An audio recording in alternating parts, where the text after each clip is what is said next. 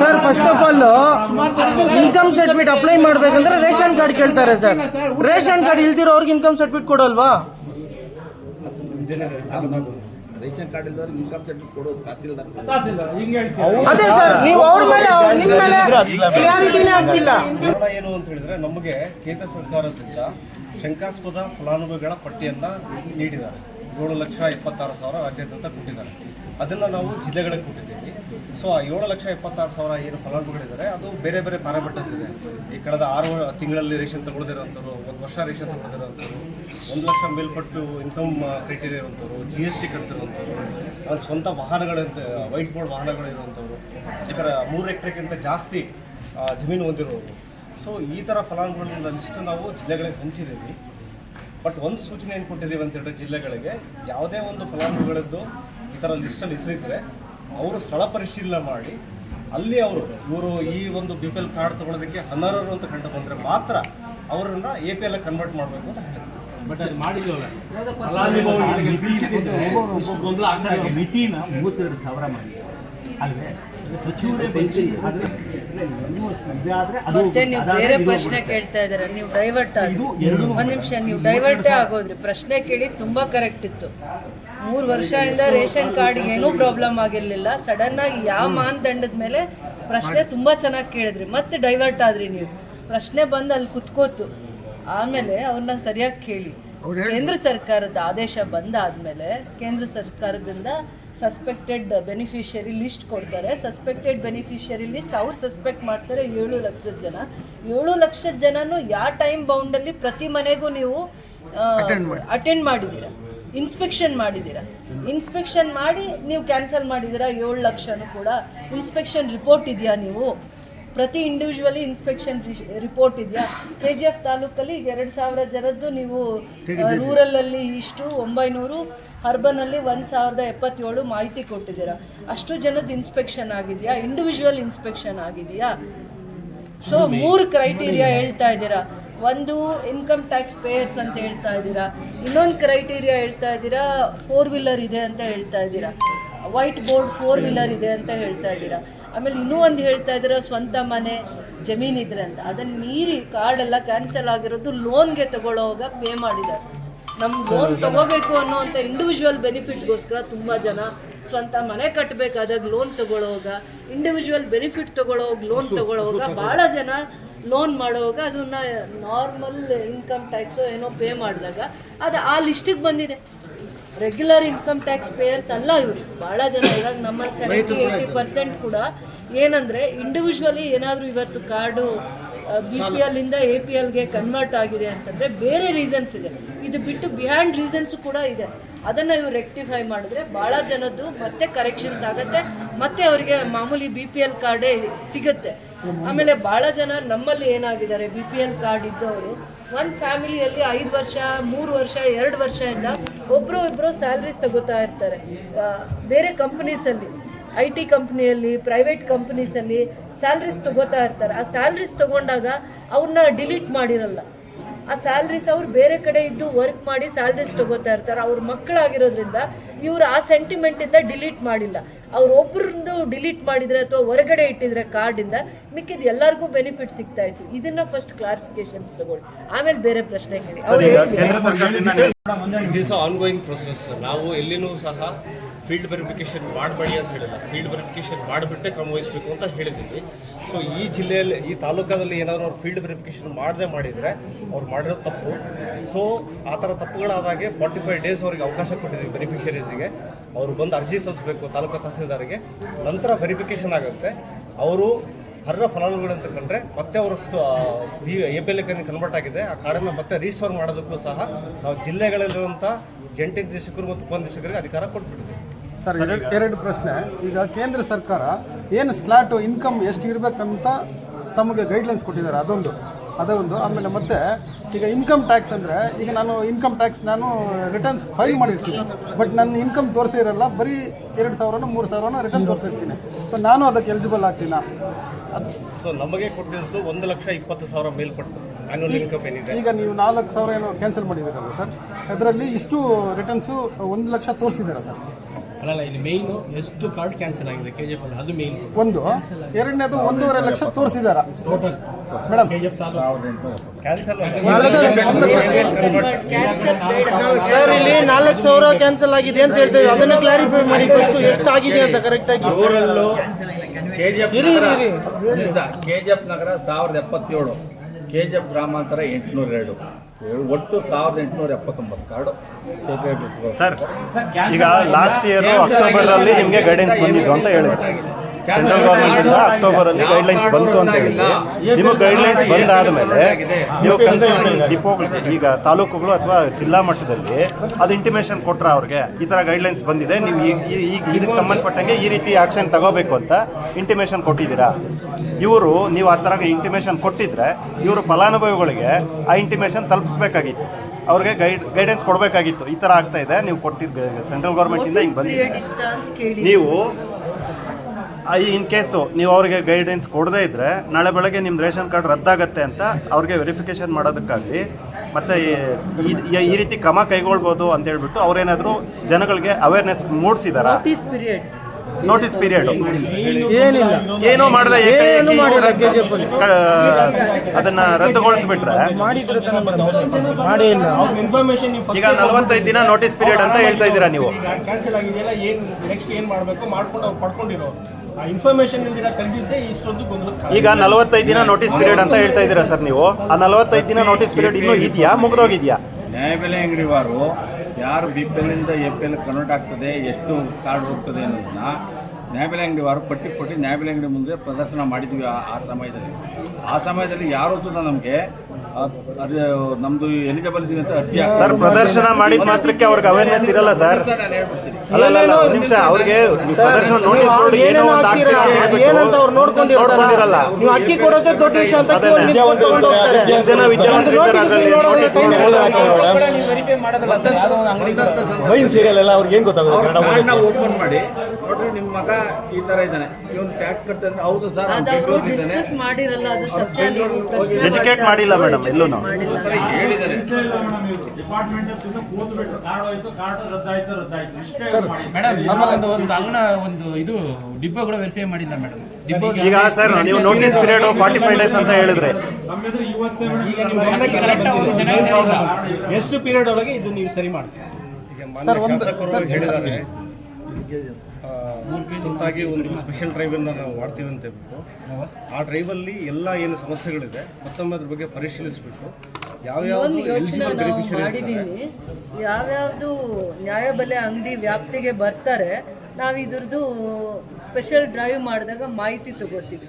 ಮಾಹಿತಿ ತಗೊಂಡಾದ್ಮೇಲೆ ನಮ್ಮ ಹಂತದಲ್ಲಿ ನಾವು ಬಗೆಹರಿಸ್ತೀವಿ. ಮತ್ತೆ ಅವರಿಗೆ ಟೈಮ್ ಕೊಡ್ತೀವಿ, ನ್ಯಾಯಬೆಲೆ ಅಂಗಡಿಯವ್ರಿಗೆ ಯಾಕೆ BPL APL ಆಗಿ ಕನ್ವರ್ಟ್ ಆಗಿದೆ ಅಂತ. ಆ ಟೈಮ್ ಲಿಮಿಟಲ್ಲಿ ಅವ್ರು ಎಜುಕೇಟ್ ಮಾಡಿ ಅವ್ರಿಗೆ ಆ ಸರ್ವಿಸಸ್ನ ಕೊಡಲಿಲ್ಲ ಅಂದರೆ ನಾವು ಯಾವ ರೀತಿ ನ್ಯಾಯಬೆಲೆ ಅಂಗಡಿಗೆ ನೋಟಿಸ್ ಕೊಡಬೇಕು, ಯಾವ ರೀತಿ ಅವ್ರಿಗೆ ಕೆಲಸ ತೊಗೋಬೇಕು ಅನ್ನೋವಂಥದ್ದು ಬೇರೆ ಒಂದು ಪ್ರಯತ್ನ ಮಾಡ್ತಾ ಇದ್ದೀವಿ.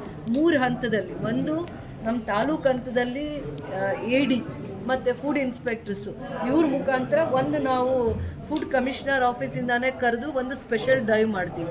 ಅವತ್ತು ಬಂದವರಿಗೆ ಅವೇರ್ನೆಸ್ಸು ಕೊಡ್ತೀವಿ, ಆ ಇಶ್ಯೂಸ್ದು ಅಡ್ರೆಸ್ ಕೂಡ ಮಾಡ್ತೀವಿ. ಅದಾದಮೇಲೆ ನೆಕ್ಸ್ಟ್ ಸ್ಟೇಜಸಲ್ಲಿ ಅವ್ರು ಫುಡ್ ಆಫೀಸಿಗೆ ಬರೋರು ಇರ್ತಾರೆ, ಬರೋಕ್ಕಾಗದೇ ಇರೋರು ಇರ್ತಾರೆ. ಆದರೆ ನ್ಯಾಯಬೆಲೆ ಅಂಗಡಿ ಹತ್ರ ಪ್ರತಿಯೊಬ್ಬರು ಹೋಗ್ತಾರೆ, ಅವರಿಗೆ ಮಾಹಿತಿ ಕೊರತೆ ಇದೆ. ಪ್ರತಿಯೊಬ್ಬರು ಆ ಸಂದರ್ಭಕ್ಕೆ ರೇಷನ್ ತೊಗೊಳ್ತಾರೆ, ಹೊಟ್ಟೋಗ್ತಾರೆ, ಭಾಳ ಜನ ಇರ್ತಾರೆ. ಆ ಸಂದರ್ಭನ ಅವರು ಕಳಿಸೋದ್ರಲ್ಲೇ ಇರ್ತಾರೆ, ಆ ಒತ್ತಡದಲ್ಲಿ. ಅವರು ತಾಳ್ಮೆಯಿಂದ ಇವ್ರು ಕರೆದು ಈ ಕಾರ್ಡ್ದಿಂದ BPL ಕನ್ವರ್ಟ್ ಆಗಿದೆ ಅಂತೆಲ್ಲ ಎಜುಕೇಟ್ ಮಾಡಲ್ಲ, ಅಷ್ಟು ಸೋಷಿಯಲ್ ಕನ್ಸರ್ನ್ ಇರಲ್ಲ. ಅವ್ರಿಗೊಂದು ಹೋಮ್ವರ್ಕ್ ಕೊಡೋಣ, ನಿಮ್ಮ ಸೊಸೈಟಿ ವ್ಯಾಪ್ತಿಯಲ್ಲಿ ಎಷ್ಟು ಈ ಥರ ತೊಂದರೆ ಆಗಿದೆ, ನೀವು ಕೊಡಬೇಕು, ಮಾಹಿತಿ ಕೊಡಬೇಕು, ಕೊಟ್ಟು ಅದನ್ನು ಬಗೆಹರಿಸ್ಕೊಂಡು ಬರಬೇಕು ಅಂತ ಒಂದು ಇವ್ರ ಕಡೆ ಕಮಿಷನರ್ ಹಂತದಲ್ಲಿ ನಾನು ಕುತ್ಕೊಂಡು ಮಾತಾಡಿ ಒಂದು ಸ್ಪೆಷಲ್ ಎಲ್ಲೆಲ್ಲಿ ಇದರ ಅವಶ್ಯಕತೆ ಇದೆ ಅದಕ್ಕೆ ಒಂದು ಪ್ರಯತ್ನ ಬೇರೆ ಥರನೂ ಮಾಡ್ತೀವಿ. ನೀವು ಫೀಲ್ಡ್ ವೆರಿಫಿಕೇಶನ್ ಮಾಡಿದ್ಮೇಲೆ ಗೊತ್ತಾಗಲ್ಲ. ಅದ್ರ ಪ್ರಕಾರ ಎಲಿಜಿಬಲ್ ಇದ್ರೆ ಅವ್ರಿಗೆ BPL ಕೊಡ್ತಾರೆ, ಎಲಿಜಿಬಲ್ ಇದ್ದರೆ APL ರಿಟರ್ನ್ ಮಾಡ್ತಾರೆ. ಸರ್ ಈಗ ಒಂದು ಸುಮಾರು ಸೆಂಟ್ರಲ್ ಗೌರ್ಮೆಂಟ್ದು ಸ್ಕೀಮ್ದು ನಾವು ನೆಗ್ಲೆಕ್ಟ್ ಮಾಡಿ ನಮಗೆ ಬೇಡ ಅಂತ ರಿಟರ್ನ್ ಮಾಡ್ತೀವಿ ಸುಮಾರು ಸ್ಕೀಮ್ಸು. ಸೊ ಇದನ್ನು ಕೂಡ ಯಾಕೆ ಮಾಡಬಾರ್ದು? ಒಂದು ಪ್ರಪೋಸಲ್ ನಿಮ್ಮ ಕಡೆಯಿಂದ ಯಾಕೆ ಹೋಗಬಾರ್ದು ಅಂತ. ಸ್ಟೇಟ್ ಗೌರ್ಮೆಂಟ್ ಬೇರೆ ಎಲ್ಲ ಸ್ಕೀಮ್ಸ್ ಯಾಕೆ ಮಾಡಬಾರ್ದು? ಈಗ ಜನೌಷಧಿ ಬೇಡ ಅಂತ ರಿಜೆಕ್ಟ್ ಮಾಡಿದ್ದೀವಿ, ಇಲ್ಲ ನಮ್ಮಲ್ಲೇ. ಸೊ ಇಂಥ ಈಗ ಒಂದು ಇದನ್ನು ಇಲ್ಲಿ ಬಡವರಿದ್ದಾರೆ, ನಮ್ಮ ಜಿಲ್ಲೆ ಈ ಜಿಲ್ಲೆ ಬ್ಯಾಕ್ವರ್ಡ್ ಜಿಲ್ಲೆ ಅಂತ ಹೇಳ್ಬಿಟ್ಟು ಒಂದು ಇದು ಮಾಡಿ ನೀವೇ ಒಂದು ಪ್ರಪೋಸಲ್ ಕಳಿಸ್ಬೋದಲ್ವಾ ಸರ್? ಪರಿಶೀಲನೆ ಮಾಡಿ. ಸರ್ ಈಗ ಆಲ್ರೆಡಿ KGF ತಾಲೂಕಲ್ಲಿ ಹೊಸ ಕಾರ್ಡ್ಸ್ಗೆ ಆಪ್ಷನ್ನೇ ಇಲ್ಲ ಸರ್, ನೀವು ಕೊಡ್ತಾನೇ ಇಲ್ಲ, ಬರೀ ಹೆಲ್ತ್ದು ಮಾತ್ರ ಮಾಡ್ತಾ ಇದ್ದೀರಾ. ಈಗ ಏನು ಸೆಂಟ್ರಲ್ ಗೌರ್ಮೆಂಟಿಂದ ಮತ್ತೊಂದು 3,000 ಕ್ಯಾನ್ಸಲ್ ಮಾಡಿದ್ರಲ್ಲ ಸರ್, ಈ ಥರ ಎಷ್ಟೋ ಜನ ಕಾರ್ಡ್ ಇಲ್ದಿರ ಇದ್ದಾರಲ್ಲ ಸರ್, ಅವ್ರಿಗೆ ಯಾಕೆ ಸರ್ ಮಾಡ್ತಾ ಇಲ್ಲ? ಈಗ ಯಾವ್ಯಾವ ಅಪ್ಲಿಕೇಶನ್ಸ್ ಪೆಂಡಿಂಗ್ ಇದೆ ಪ್ರೊಸೆಸ್ ಮಾಡೋದಕ್ಕೆ ಹೇಳಿದ್ರು sir. Main first of all ಇವರು ಸೈಬರ್ ಸೆಂಟರ್ಗೆ ಹೋಗ್ತಾರೆ ಸರ್, ಅವ್ರು ಏನಿದೆ ಅವ್ರದ್ದು ಫೀಸ್ ತಗೊಂಡು ಕಳಿಸ್ಬಿಡ್ತಾರೆ. ಅಪ್ಲಿಕೇಶನ್ ಹಾಕೋರು ಹಾಕ್ತಾನೆ ಇದ್ದಾರೆ, ರಿಜೆಕ್ಟ್ ಮಾಡೋದು ಮಾಡ್ತಾನೆ ಇದ್ದಾರೆ. ಹೋಗಿ ಯಾರು ಸರ್ ವೆರಿಫಿಕೇಶನ್ ಮಾಡೋದು ಮನೆಗೆ? ಯಾರು ಮಾಡ್ತಾ ಇಲ್ಲ ಸರ್ ಇಲ್ಲಿ. 2014ರಿಂದ ಅದಾಲತ್ ಪ್ರತಿ 2 ತಿಂಗಳು 3 ತಿಂಗಳು ಅದಾಲತ್ ನಡೀತಾ ಇದೆ. ಇಷ್ಟು ಅದಾಲತ್ ನಡೆದ್ರು ಈಗ ಯಾಕೆ ಹಿಂಗಾಯ್ತು ಹೇಳಿ? ತಹಸೀಲ್ದಾರ್ಗಳು ಕೇಳಿ ಅದಾಲತ್ ನಡೀತಾ ಇದೆಯಲ್ಲ, ತಮಗೂ ಗೊತ್ತಿದೆಯಲ್ಲ. ತಹಸೀಲ್ದಾರ್ ಆಫೀಸಲ್ಲೂ ಇನ್ಕಮ್ ಸರ್ಟಿಫಿಕೇಟ್ ಇದೆ ಸರ್. ಪ್ರಾಬ್ಲಮ್ ಇನ್ಕಮ್ಗೆ ಅವ್ರು ರೇಷನ್ ಕಾರ್ಡ್ ಕೊಡಿ ಅಂತಾರೆ, ರೇಷನ್ ಕಾರ್ಡ್ಗೆ ಇನ್ಕಮ್ ಕೊಡಿ ಅಂತ ಹೇಳ್ತಾರೆ, ಏನು ಮಾಡೋದೇ ಇಲ್ಲ ಅಲ್ಲಿ. ಕಾರಣ ಏನು? ಸರ್ 3 ವರ್ಷದಲ್ಲಿ ಎಷ್ಟು ಕಾರ್ಡ್ ಕೊಟ್ಟಿದ್ದೀರಾ ಸರ್ KGF ಅಲ್ಲಿ? ಹೊಸ ಕಾರ್ಡ್ ಬರೀ ಹೆಲ್ತ್ದು ಕೊಟ್ಟಿದ್ದೀರ ಅಷ್ಟೇ ಸರ್, ಹೊಸ ಕಾರ್ಡ್ ಯಾವುದು ಕೊಟ್ಟಿಲ್ಲ. ಎಷ್ಟು ಕೊಟ್ಟಿದ್ದೀರಾ ಸರ್? ಕೇಳಿದ್ರೆ ನಿಮ್ ಲಿಮಿಟ್ ದಾಟೋಯ್ತು ಅಂತ ಹೇಳ್ತೀರಾ ಅಷ್ಟೇ. ಅಂಗವಿಕಲರಿದ್ದಾರೆ, ನಡೆಯೋಕ್ಕಾಗದವರು, ಕುರುಡರಿದ್ದಾರೆ, ಕಿವುಡರಿದ್ದಾರೆ. ಫಸ್ಟ್ ಅವ್ರಿಗೆ ಕೊಡಿ ಸರ್. ನಾವು ಕೇಳ್ತಾರೆ ಫಸ್ಟ್ ಅವ್ರಿಗೆ ಕೊಡಿ, ಆಮೇಲೆ ಉಳಿದವ್ರು ಯೂಸ್ ಮಾಡಿ. ಫಸ್ಟ್ ಅವ್ರಿಗೆ ಪ್ರೋಗ್ರಾಮ್ ಮಾಡಿ, ಬೇರೆಯವ್ರಿಗೆ ಅವ್ರು ಮಾತ್ರ ಪ್ರೋಗ್ರಾಮ್ ಮಾಡಿ, ಬರ್ದಾಗ ಬೇರೆ ಮಾಡಿ.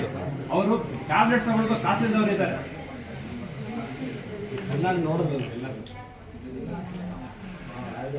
ಬಾಕಿ ಇರೋದು ನಮಗೇನು ಹೊಸ ಕಾರ್ಡ್ ಕೋರಿ 302 ಜನ ಅರ್ಜಿ ಹಾಕಿದ್ರು. ಅದರಲ್ಲಿ 170 ಇನ್ನೊಂದು 117 ಅರ್ಜಿ ಮಾತ್ರ ಬಾಕಿ ಉಳಿದಿದೆ.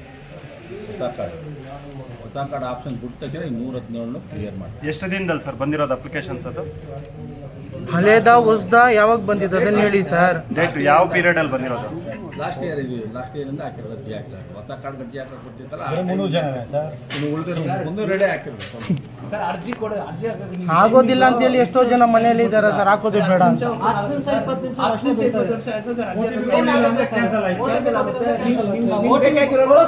ನೀವೇನ್ ಮಾಡ್ತಾರೆ, ನಿಮ್ಗೆ ಬೇಕಾಗಿರೋ ಫೋನ್ ಮಾಡ್ತೀರಾ, ಅರ್ಜಿ ಓಪನ್ ಆಗುತ್ತೆ ಅಂತ, ಅವಾಗ ಓಪನ್ ಮಾಡಿದ ತಕ್ಷಣ ನೀವು ಕ್ಲೋಸ್ ಮಾಡ್ಬಿಡ್ತೀರಾ. OTP ಬರಕ್ಕೆ 10 ನಿಮಿಷ ತಗೊಳುತ್ತೆ. 10 ನಿಮಿಷ ಮಾತ್ರ ಓಪನ್ ಮಾಡಕ್ಕೆ 10 ನಿಮಿಷ ಕೊಡ್ತಾ ಇದ್ದಾರಲ್ಲ ಸರ್. ಸರಿ ಸರ್, ಪೂರ್ತಿ ಒಂದಿನ ಯಾವತ್ತಿನ ಕೊಟ್ಟಿದ್ದೀರಾ ಸರ್ ಓಪನ್ ಆಗಿದೆ ಸರ್? ಇಲ್ಲ ಸರ್. ಆಯ್ತು, ಪ್ರಾಬ್ಲಮ್ ಸಾಲ್ವ್ ಮಾಡೋಣ. Sir first of all income certificate apply ಮಾಡ್ಬೇಕಂದ್ರೆ ರೇಷನ್ ಕಾರ್ಡ್ ಕೇಳ್ತಾರೆ ಸರ್. ರೇಷನ್ ಕಾರ್ಡ್ ಇಲ್ದಿರೋ ಅವ್ರಿಗೆ ಇನ್ಕಮ್ ಸರ್ಟಿಫಿಕೇಟ್ ಕೊಡಲ್ವಾ? ರೇಷನ್ ಕಾರ್ಡ್ ಇಲ್ದವ್ರಿಗೆ ಇನ್ಕಮ್ ಸರ್ಟಿಫಿಕೇಟ್ ಕೊಡೋದು ತಹಸೀಲ್ದಾರ್ ಹಿಂಗೆ ಹೇಳ್ತೀವಿ. ಅದೇ ಸರ್, ನೀವು ಅವ್ರ ಮೇಲೆ ನಿಮ್ಮ ಮೇಲೆ ಕ್ಲಾರಿಟಿನೇ ಆಗ್ತಿಲ್ಲ. ಒಂದು ಪ್ರಯತ್ನ ಮಾಡೋಣ. ರೇಷನ್ ಕಾರ್ಡು 1,20,000 ಇದ್ರೆ ಅದನ್ನ ಬಿಲೋ ಪಾವರ್ಟಿ ಲೈನ್ ಅಂತ ತಗೊಂಡು ಅದು 1,20,000ಗೆ BPL ಕಾರ್ಡ್ನ ಲಿಮಿಟ್ ಮಾಡಿದ್ದಾರೆ. ಪೆನ್ಷನ್ಸ್ನ ಬೇರೆ ಥರ ತಗೊಳ್ಳೋಣ. ರೇಷನ್ ಕಾರ್ಡ್ಗೆ ಲಿಂಕ್ ಆಗಬಾರ್ದು ಪೆನ್ಷನ್, ಬೇರೆ ರೀತಿ ಪೆನ್ಷನ್ನ ನಾವು ಅದನ್ನು ಬಗೆಹರಿಸುವಂಥ ಪ್ರಯತ್ನ ಮಾಡಬೇಕಾಗತ್ತೆ. ರೇಷನ್ ಕಾರ್ಡ್ ಯಾಕೆ ಇಂಪಾರ್ಟೆಂಟು? ಈ ಕಳೆದ 3 ವರ್ಷದಲ್ಲಿ ಅಥವಾ 5 ವರ್ಷದಲ್ಲಿ ಹೊಸ ರೇಷನ್ ಕಾರ್ಡ್ಸ್ಗೆ ಬೇರೆ ಬೇರೆ ಕಾರಣಗಳಿಂದ ಯಾರ್ಯಾರು ಅಪ್ಲೈ ಮಾಡ್ಕೊಂಡಿದ್ದಾರೆ ಅವರು ಪ್ರೊಸೀಜರ್ಸ್ ಪ್ರಕಾರ ಅಪ್ಲೈ ಮಾಡ್ಕೊಂಡಿರೋರಿಗೆ ಅವ್ರಿಗೇನು ಯಾವ ರೀತಿಯ ದಾರಿ ಇದೆ ಅನ್ನುವಂಥದ್ದನ್ನು ನೆಕ್ಸ್ಟ್ ಸ್ಪೆಷಲ್ ಡ್ರೈವ್ ಮಾಡಿದಾಗ ಏನು ಪ್ರೊಸೀಜರ್ಸ್ ಫಾಲೋ ಮಾಡ್ತಾರೆ ಅಂತ ಅದಕ್ಕೆ ಮಾಹಿತಿ ಕೊಡಿ.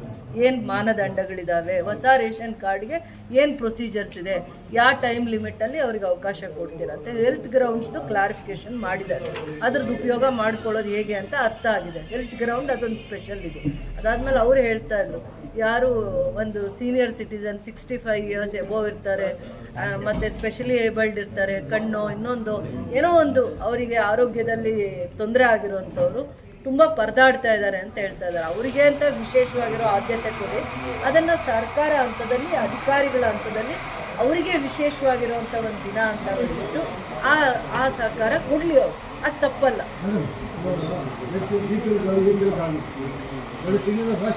ಮಾಡಲೇಬೇಕು ಅಂತ ರೂಲ್ ಇಲ್ಲ, ಆದರೆ ಅದನ್ನು ಸ್ವಲ್ಪ ಸಮಯ ತಗೊಂಡು ಫೀಲ್ಡ್ ವೆರಿಫಿಕೇಷನ್ ಮಾಡಿಕೊಂಡು ಮತ್ತೆ ಕರೆಕ್ಷನ್ಸ್ಗೆ ಇಂಥ ಅವಕಾಶ ಇದೆ ಅಂತ ಅವ್ರನ್ನ ಎಜುಕೇಟ್ ಮಾಡ್ಕೊಂಡಿಲ್ಲ. ಬಂತು ಕೇಂದ್ರ ಸರ್ಕಾರದಿಂದ ಯಾವತ್ತೋ ಇದ್ದಿದ್ದ ಆದೇಶ, ಭಯದಿಂದ ಮಾಡಿಬಿಟ್ರು. ಮಾಡಲಿಲ್ಲ ಅಂದರೆ, ನಾವು ರಿಪೋರ್ಟ್ ಕೊಟ್ಟಿಲ್ಲ ಅಂದರೆ, ಇದೆಲ್ಲ ಪ್ರೊಸೀಜರ್ ಫಾಲೋ ಮಾಡಿಲ್ಲ ಅಂದರೆ ತೊಂದರೆ ಆಗುತ್ತೆ. ಇದು ಸೆಂಟ್ರಲ್ ಗೌರ್ಮೆಂಟ್ ಗೈಡ್ಲೈನ್ಸ್ ಅನ್ನೋ ಅಷ್ಟರಲ್ಲಿ 7 ಲಕ್ಷ ಇಡೀ ರಾಜ್ಯದಲ್ಲಿ ಮಾಡಿದ್ದಾರೆ. ನಾವು ಒಂದು 5,000 ಮಾಡೋದು ಬೇಡವಾ? ಮೇಡಮ್ ವೆರಿಫಿಕೇಶನ್ ಇಲ್ದಿರಾನೇ ಮಾಡ್ಬಿಟ್ರಿ, ಇವ್ರಿಗೆ ಏನು ಬಂತು ಹಂಗೆ ವೆರಿಫಿಕೇಶನ್ ಕ್ಲಾರಿಫಿಕೇಶನ್ ಕೊಟ್ಟಿಲ್ಲ ಅವರು. ಅದು ಇವ್ರ ಹಂತದಲ್ಲಿ, ಇಲಾಖೆ ಹಂತದಲ್ಲಿ ಟೆಕ್ನಿಕಲಿ ಒಂದು ಆಫೀಸ್ ಇರುತ್ತೆ, ಕಮಿಷನರ್ ಇರ್ತಾರೆ, ಅದಕ್ಕೆ ಆಯುಕ್ತರಿರ್ತಾರೆ, ಮತ್ತೆ ಅಲ್ಲಿ ಟೆಕ್ನಿಕಲಿ ಏನೇನು ಪ್ರೊಸೀಜರ್ ಫಾಲೋ ಮಾಡಿ ಕ್ಯಾನ್ಸಲ್ ಮಾಡಿದ್ದೀರಾ ಅಂತಂದ್ಬಿಟ್ಟು ಅವರಿಗೆ ಒಂದು ವೆರಿಫಿಕೇಶನ್ ಮಾಡೋದಕ್ಕೆ ಅವಕಾಶ ಇರುತ್ತೆ. ಸರಿಯಾಗಿ ಫೀಲ್ಡ್ ವೆರಿಫಿಕೇಶನ್ ಆಗಿಲ್ಲ ಅಂದ್ರೂ ಇನ್ನೊಂದು ಗೈಡ್ಲೈನ್ಸ್ ಕೊಡ್ತಾರೆ ಏನು ಮಾಡ್ಬೋದು ಅಂತ. ಮತ್ತು ಎಲ್ಲರದು ಕ್ಯಾನ್ಸಲ್ಲೇ ಮಾಡಬೇಕು ಅಂತ ರೂಲ್ ಇಲ್ಲ.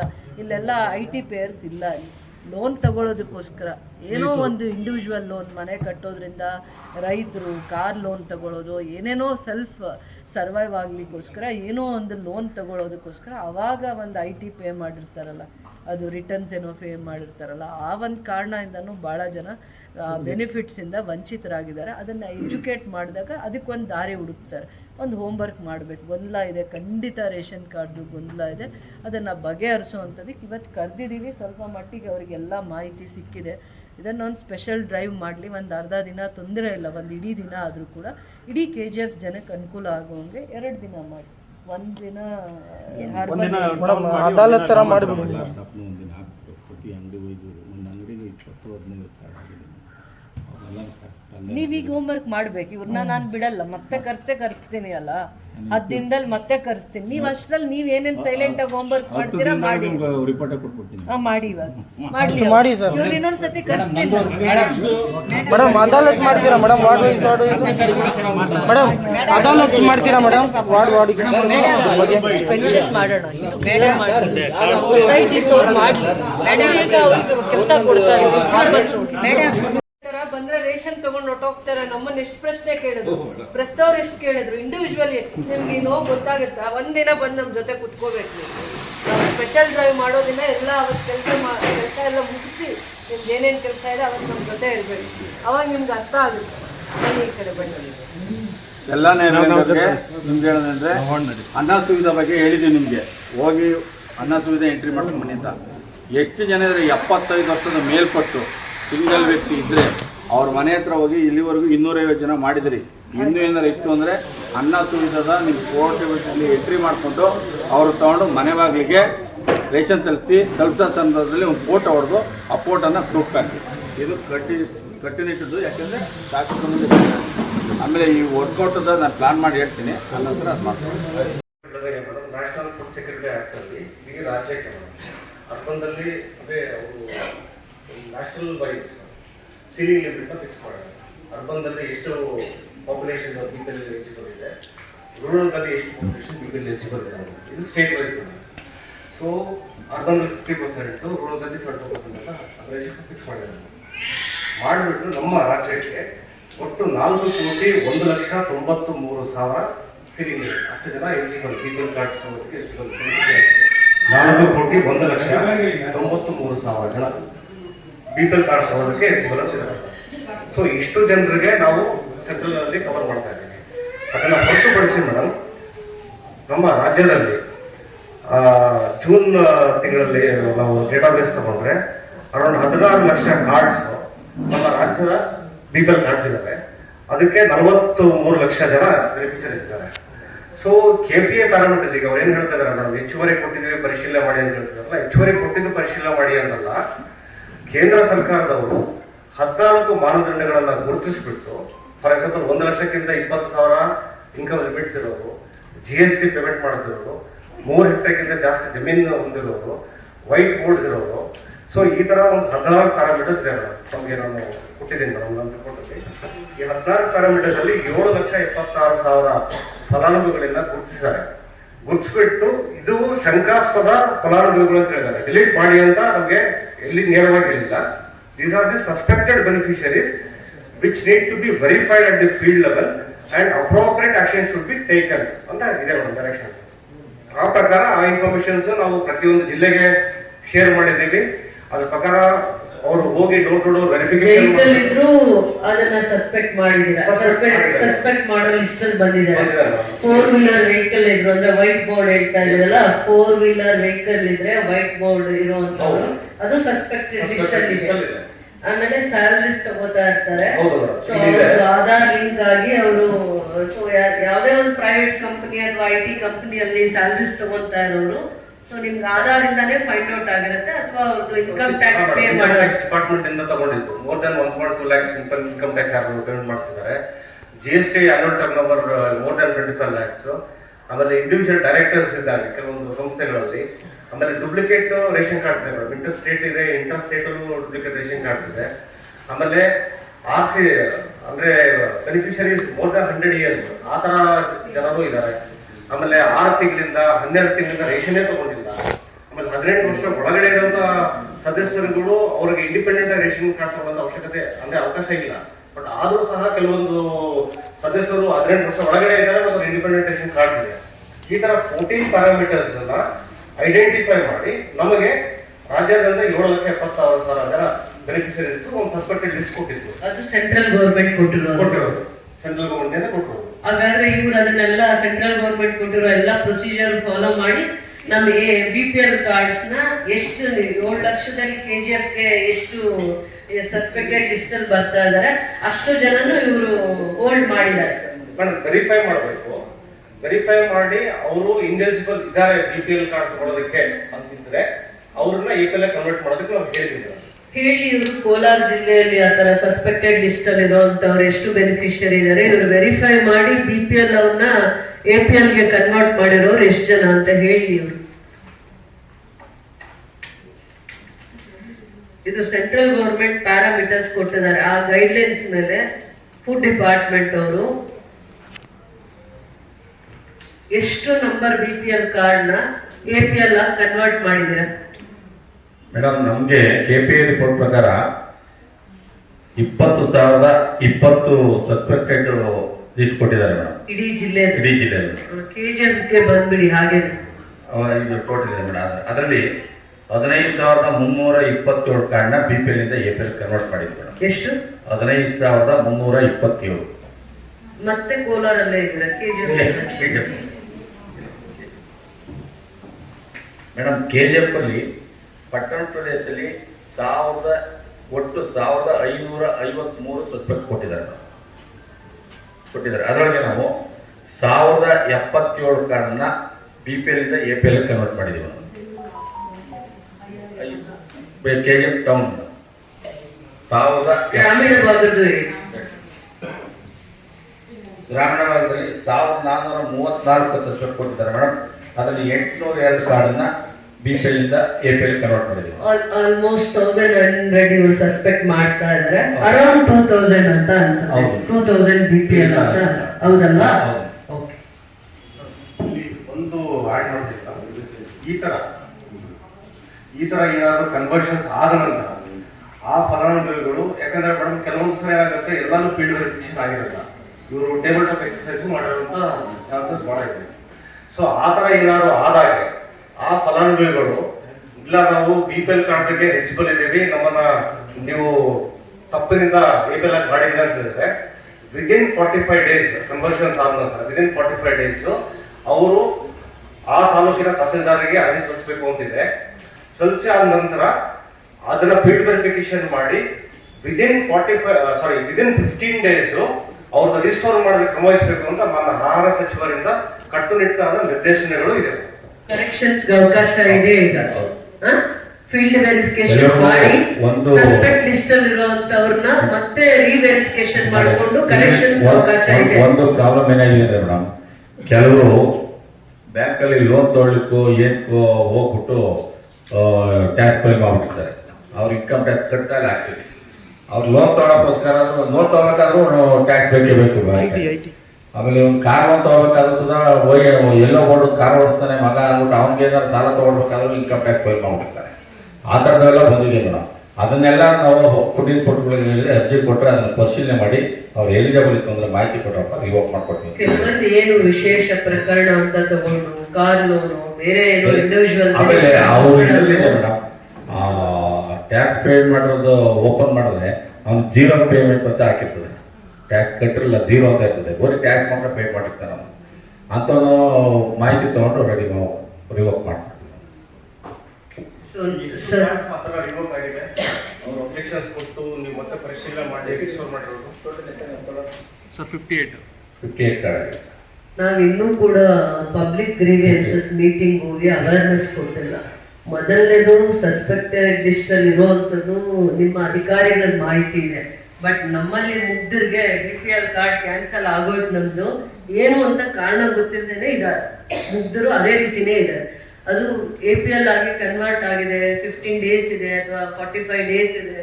ಅದನ್ನ ಮತ್ತೆ ಫೀಲ್ಡ್ ವೆರಿಫಿಕೇಶನ್ ಮಾಡಿ ನಾವು ಮತ್ತೆ BPL ಕಾರ್ಡ್ ತಗೊಬೋದು. ನಾವು ಲೋನ್ ತಗೊಳ್ಳೋದಕ್ಕೆ ಅಪ್ಲಿಕೇಶನ್ ಹಾಕೊಂಡಾಗ ಅಥವಾ ಬೇರೆ ಏನೇನೋ ಡ್ಯೂ ಟು ಇಂಡಿವಿಜುವಲ್ ರೀಸನ್ಸ್ ಅದು ಈ ಕಾರಣದಿಂದ ಆಗಿದೆ ಅಂತ ಪಾಪ ಮಾಹಿತಿ ಇಲ್ಲದೆ ಇರೋರಿದ್ದಾರೆ. ಬಟ್ ಇಲ್ಲಿ ಏನಾಗ್ತಿತ್ತು, ತುಂಬಾ ಕಡಿಮೆ ಸ್ಯಾಲರೀಸ್ಗೆ ಹೊರಗಡೆ ಹೋಗಿ ಕೆಲಸ ಮಾಡ್ತಾ ಇದ್ವಲ್ಲ, ಪರ್ಟಿಕ್ಯುಲರ್ ಆಗಿ ರೇಷನ್ ಬೆನಿಫಿಟ್ಸ್ ನ ಎವ್ರಿ ಮಂತ್ ಎಂಜಾಯ್ ಮಾಡ್ತಾ ಇದ್ದವರು ಸ್ವಲ್ಪ ಅವ್ರಿಗೆ ಹೊಡೆತ ಆದಂಗಾಯ್ತು. ಅದನ್ನ ನಾವು ಫುಡ್ ಡಿಪಾರ್ಟ್ಮೆಂಟ್ ಅವೇರ್ನೆಸ್ ಕೊಡೋದ್ರಿಂದ ಪಬ್ಲಿಕ್ ಗ್ರೀವಿಯನ್ಸಸ್ ಮೀಟಿಂಗ್ ಅಲ್ಲೋ ಅಥವಾ ಮೀಡಿಯಾಗೆ ಸರಿಯಾದ ಮಾಹಿತಿ ಕೊಟ್ಟು ಅಥವಾ ನಮ್ಮ ಜೊತೆ ಆ ಕುಂದುಕೊರತೆಗಳ ಸಭೆಯಲ್ಲಿ ಭಾಗಿಯಾದಾಗ ಅವ್ರಿಗೆ ಅವೇರ್ನೆಸ್ ಕೊಟ್ಟು ಆ ಅಪ್ಲಿಕೇಶನ್ ತುಂಬಾ ಸಿಂಪಲ್ ಅಪ್ಲಿಕೇಶನ್ಸ್ ಮಾಡಿ, ವೆರಿ ಸಿಂಪಲ್ ಅಪ್ಲಿಕೇಶನ್, ಅದು ಫಿಲ್ ಮಾಡಿದ ತಕ್ಷಣ ಅವ್ರಿಗೆ ಇಮಿಡಿಯೇಟ್ ಆಗಿ 15 ಡೇಸ್ ಅಲ್ಲಿ ಅಥವಾ 20 ಡೇಸ್ ಅಲ್ಲಿ ಅವ್ರದ್ದು ಕರೆಕ್ಷನ್ಸ್ ಆಗೋ ಮಟ್ಟಕ್ಕೆ ಅವ್ರಿಗೆ ಗೈಡ್ ಮಾಡಿದ್ರೆ, ಇನ್ನೊಂದು ನೀವು ಅವರಿಗೆ ಕರೆದು ಇನ್ನೂ ಒಂದ್ಸತಿ ಮಾರ್ಗದರ್ಶನ ಕೊಟ್ರೆ ಬಹಳ ಒಳ್ಳೇದು. ಹೆಲ್ತ್ ಗ್ರೌಂಡ್ಸ್ ಒಂದು BPL ಅವ್ರದ್ದು APL ಕನ್ವರ್ಟ್ ಆಗಿದೆ, ಕ್ಯಾನ್ಸಲ್ ಆಗಲ್ಲ ಯಾವ ಸಂದರ್ಭದಲ್ಲೂ. BPL ಮತ್ತೆ ಸರಿ ಮಾಡ್ಕೊಳಕ್ ಅವಕಾಶ ಇದೆ, ಸ್ಟೇಜಸ್ ಇದೆ ಅಂತ ಈ ರೀತಿನೇ ಒಂದ್ 3 ಕಾರಣ ಹೇಳಿ. ಕಾರಿಗೆ ಲೋನ್ಗೆ ಹೋಗಿರ್ಬೋದು ಅಥವಾ ಇಂಡಿವಿಜುವಲ್ ಲೋನ್ಗೆ ಹೋಗಿರ್ಬೋದು ಅಥವಾ ಮನೇಲಿ ಯಾರೋ ಒಬ್ರು ಓದ್ತಾ ಇದ್ದವ್ರು ಸಡನ್ ಆಗಿ ಕೆಲಸ ಸಿಕ್ಕಿ ಸ್ಯಾಲ್ರಿ ತಗೋತಾ ಇರ್ಬೋದು. ಯಾವುದೋ ಒಂದು 3 ರೀಸನ್ ಇಂದ ಮೇನ್ ನನಗೆ ರೇಷನ್ ಬೆನಿಫಿಟ್ಸ್ ಇಂದ ಅವರಿಗೆ ಹೆಲ್ತ್ ಗ್ರೌಂಡ್ಸ್ ಆದಾಗ ಮನೇಲಿ ಯಾರೋ ಒಬ್ರು ಸೀನಿಯರ್ ಸಿಟಿಸನ್ ಅಥವಾ ಏನೋ ಒಂದು ಲಾಂಗ್ ಡ್ಯೂರೇಷನ್ ಅಲ್ಲಿ ಟ್ರೀಟ್ಮೆಂಟ್ ತಗೊಳ್ಳುವಂತ ಹೆಲ್ತ್ ಇಶ್ಯೂಸ್ ಆದಾಗ ಆ ಕುಟುಂಬಕ್ಕೆ ರೇಷನ್ ಕಾರ್ಡ್ ಅವಶ್ಯಕತೆ ಇದ್ದಂಗೆ. ಅದೊಂದು ಸಂಜೀವಿನಿ ತರ. ರೇಷನ್ ಕಾರ್ಡ್ ನೀವು ಸಂಜೀವಿನಿ ಅಂತ ಅನ್ಕೊಂಡ್ರು ತಪ್ಪಾಗಲ್ಲ. ಯಾವುದೇ ಒಂದು ಒಳ್ಳೆ ಹಾಸ್ಪಿಟಲ್ಸ್ ಇದೆ, ಜಯದೇವ ಆಗಿರ್ಬೋದು, ಕಿಡ್ವಾ ಆಗಿರ್ಬೋದು, ಅವ್ರಿಗೆ ಒಳ್ಳೆ ಟ್ರೀಟ್ಮೆಂಟ್, ಬೆಸ್ಟ್ ಡಾಕ್ಟರ್ಸ್ ಎಲ್ಲಾದ್ರೂ ಸಿಗ್ತಾರೆ ಅಂದ್ರೆ ಇಡೀ ಕರ್ನಾಟಕದಲ್ಲಿ ಅವೇ ಜಾಗದಲ್ಲಿ ಅವ್ರು ಓಡ್ಬೇಕಂದ್ರೆ ಆ ಕಾರ್ಡ್ ಇರ್ಬೇಕು. ಅದಕ್ಕೆ ನೀವು ಇನ್ನೇನೇ ನಿಮಗೆ ಡೌಟ್ಸ್ ಇದೆ ಕ್ಲಾರಿಫಿಕೇಶನ್ಸ್ ತಗೊಂಡು ಮಾಹಿತಿ ಕೊಡಬೇಕು. ಕನ್ವರ್ಷನ್ಸ್ ಮಾಡ್ತೀವಿ ಅಂತ ಬಿಟ್ಟು ಮೋಸ ಹಾಕ್ಬಿಟ್ಟು ಅವರಿಗೆ ಅವ್ರ ಹಕ್ಕಿನ ಪಡಿತರ ಅವ್ರಿಗೆ ಸಿಗ್ಲೇಬೇಕು. ಆಮೇಲೆ ಈ ತರ ಕನ್ವರ್ಷನ್ಸ್ ಏನು ಮಾಡಿದ್ದಾರೆ ಅದನ್ನು ಸಹ ಸೆಂಟ್ರಲೈಸ್ ಮಾಡೋದು ಬೇಡ, ಆಯಾ ಡಿಸ್ಟ್ರಿಕ್ಟ್ಸ್ ಅಧಿಕಾರಿಗಳಿಗೆ ಕೊಟ್ಬಿಡಿ. ಅದು 45 ಡೇಸ್ ಟೈಮ್ ಕೊಟ್ಟಿದ್ರು ಸಹ 15 ಡೇಸ್ ಅಲ್ಲೇ ನೀವು ಮಾಡಲೇಬೇಕು ಅಂತ ಸಹ ಸೂಚನೆ ಕೊಟ್ಟಿದ್ದಾರೆ ಮೇಡಮ್. ಎರಡನೇದು ಮೆಡಿಕಲ್ ಎಮರ್ಜೆನ್ಸಿ ಮಾಡೆಲ್ ಸಹ ಮಾಡೋದಕ್ಕೆ ಅವರೇ ಒಂದು ಪ್ರೇರಣೆ ತಗೊಂಡು ಉತ್ಸಾಹದಿಂದ ಮಾಡಿ. ಮುಂಚೆ ನಮ್ಮ ಹೆಡ್ ಆಫೀಸಿಗೆ ಕಳಿಸ್ತಿರುವಂತ ಅಪ್ರೂವಲ್ ತಗೊಳ್ಳುವಂತ ಪರಿಸ್ಥಿತಿ ಇತ್ತು, ಲೇಟ್ ಆಗ್ತಾ ಇತ್ತು. ಅದನ್ನು ಬೇಡ ಅಂತ ಅದನ್ನು ಸಹ DCC ಕೊಟ್ಟಿದೆ ಮೇಡಮ್. ಸೊ ಸೆಂಟ್ರಲೈಸ್ ಆಗಿ ನಾವು ಯಾವುದೂ ಆಪರೇಟ್ ಮಾಡ್ತಾ ಇಲ್ಲ. ಏನೇ ಇದ್ರೂ ಸಹ ರೇಷನ್ ಕಾರ್ಡ್ಗೆ ಸಂಬಂಧಪಟ್ಟಂತೆ ಎಲ್ಲ ಪವರ್ಸ್ ಅನ್ನ ನಾವು ಕನ್ಸರ್ನ್ ಡಿಸ್ಟ್ರಿಕ್ಟ್ JDCಗೆ ಮತ್ತೆ KDCಗೆ ಡೆಲಿಗೇಟ್ ಮಾಡಿದ್ದೀವಿ. ಸೊ ಇವರು ಅದನ್ನ ಇನ್ ಟೈಮ್ ಅಲ್ಲಿ ಆ ಬೆನಿಫಿಟ್ಸ್ ಅನ್ನ ಸಾರ್ವಜನಿಕರಿಗೆ ಕೊಡೋದಕ್ಕೆ ನಾವು ಏನ್ ಪ್ರಯತ್ನ ಮಾಡ್ತೀವಿ. ಡಿಸ್ಟ್ರಿಕ್ಟ್ DDC ಮಾಡ್ಬೋದಾ?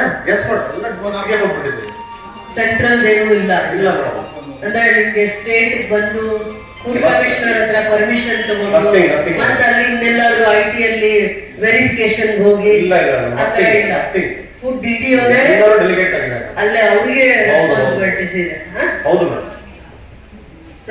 ಸಸ್ಪೆಕ್ಟೆಡ್ ಬೆನಿಫಿಷಿಯರಿ ಲಿಸ್ಟ್ ಅಲ್ಲಿ ಇದ್ರು ನಿಮ್ಮ ಹಂತದಲ್ಲಿ ಫೈನಲಿ ಕ್ಲಾರಿಫಿಕೇಶನ್ಸ್ ಆಗುತ್ತೆ, ಡಿಸಿಷನ್ ಆಗುತ್ತೆ. ತಹಸೀಲ್ದಾರ್ ಇದಕ್ಕೆ ಮತ್ತೆ ಅವ್ರನ್ನ ಇನ್ವಾಲ್ವ್ ಮಾಡ್ತಾ ಇದ್ದೀರಾ? ಅದನ್ನ ಸ್ಕ್ಯಾನ್ ಮಾಡಿ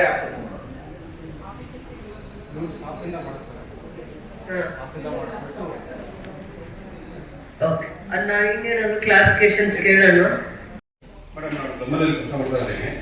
ಅಪಾಯಿಂಟ್ಮೆಂಟ್ ನನ್ನ ಡಿಂಪಲ್ ಯೂಸ್ ಮಾಡ್ತಾ ಇದ್ದೀನಿ. ಬೆಂಬಲಲ್ಲಿ ಏನಾದ್ರು ಕೆಲಸ ಮಾಡ್ತಾ ಇದ್ದಾರೆ? ಅಪಾಯಿಂಟ್ಮೆಂಟ್ ಆಗಿದೆ ನನಗೆ. ನಿಮ್ಗೆ ಬೆಂಬಲಲ್ಲಿ ಅಪಾಯಿಂಟ್ಮೆಂಟ್ ಆಗಿದೆ? ನಂದು 2011 ಅಪಾಯಿಂಟ್ಮೆಂಟ್ ಆಯಿತು. ಬಿಫೋರ್ ಬಂದು ನಾನು BPL ಕಾರ್ಡ್ ಯೂಸ್ ಮಾಡ್ತಾ ಇದ್ದೆ. ಆಮೇಲೆ ಕರ್ನಾಟಕ ಸರ್ಕಾರದ ಒಂದು ಆದೇಶ ಪ್ರಕಾರ ಸರೆಂಡರ್ ಮಾಡಬೇಕಂತಲ್ಲ, ಅವಾಗ ಸರೆಂಡರ್ ಮಾಡಿದ್ದೀನಿ. ಆವಾಗಿಂದ ಇಲ್ಲಿ ತನಕ ನನಗೆ APL ಕಾರ್ಡ್ ಸಿಗ್ತಾ ಇಲ್ಲ, ಮಾಡೋಕ್ಕಾಗ್ತಾ ಇಲ್ಲ. APL ಸಿಗ್ತಾ ಇಲ್ಲ?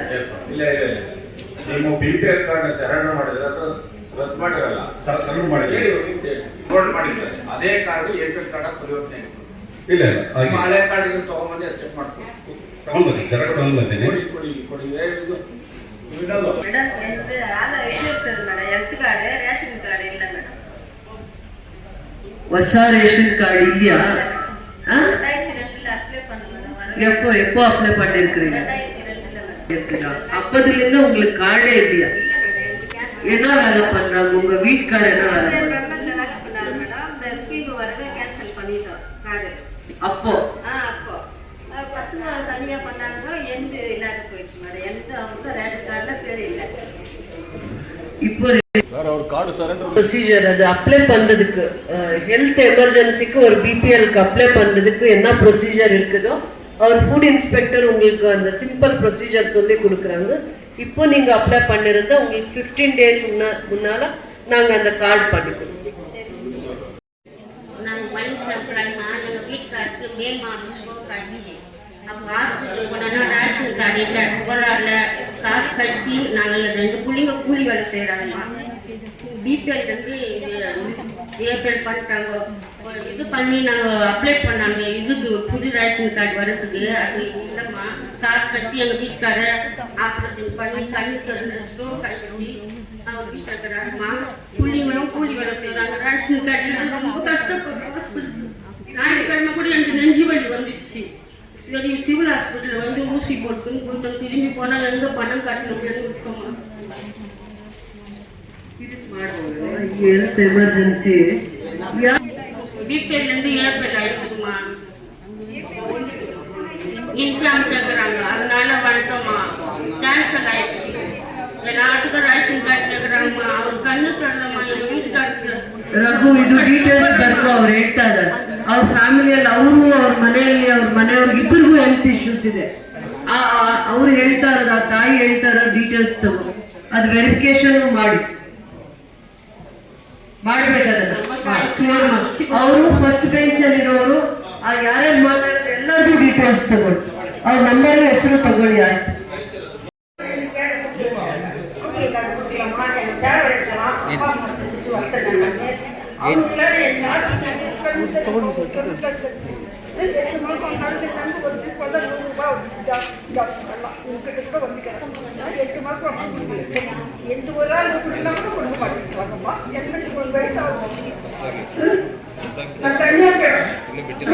இருக்கிறீங்களா?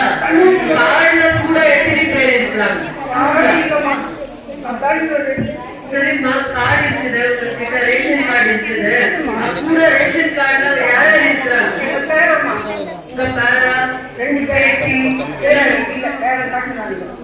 அவங்க சொல்றாங்க தமிழுக்கு வரமாட்டேங்கிறாங்க. சரி, எனக்கு ஒரு ஆளுக்கு முன்னால கொடுக்க மாட்டேங்கிறாங்கம்மா. 8 மாசமா நான் வாங்கினது ஹாஸ்பிட்டல் கண் ஆப்ரேஷன் கார்டு இல்லைம்மா. யாருமா சொன்னது அந்த மாதிரி? ஃபுட் ஆஃபீஸ்லையா? என்னன்னு சொன்னாங்க? 8 முறை போய்க்கிறோம்மா. 100 ஒரு ட்ரிப் 100 ரூபாய்.